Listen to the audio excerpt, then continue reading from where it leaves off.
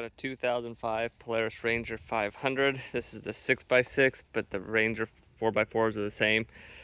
So what you're gonna do when you're replacing your ignition switch is right here. So mine's obviously busted off. I've been using a screwdriver. You just take and you undo this piece. Then you can just push this back through. And then on the other side, right there, oops, sorry, right down there, this piece, let's see if I can grab it, pull it out. So this, sorry, this little piece right here just comes right out. So then you can take and you can pull it back towards yourself real quick. All right, so it took 2 hands to get this up to here. And then on this side right here, sorry, it's kind of dark, there you go. See, I pulled it back through, then you're gonna depress this clip, and then this whole piece will pop out. I can't do that with one hand, so I'm gonna go ahead and do it real quick just to show you what it's like.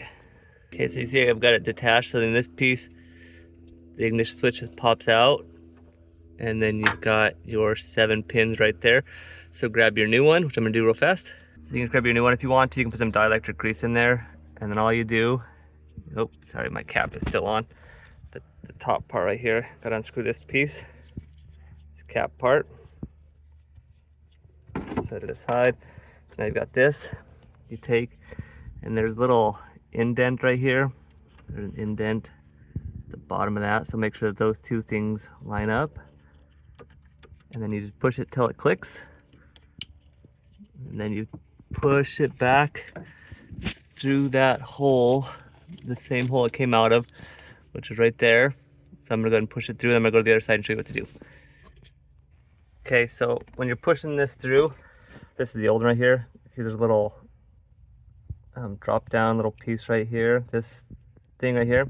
So make sure it lines up with the bottom part of that hole. So you take and you just wiggle it through.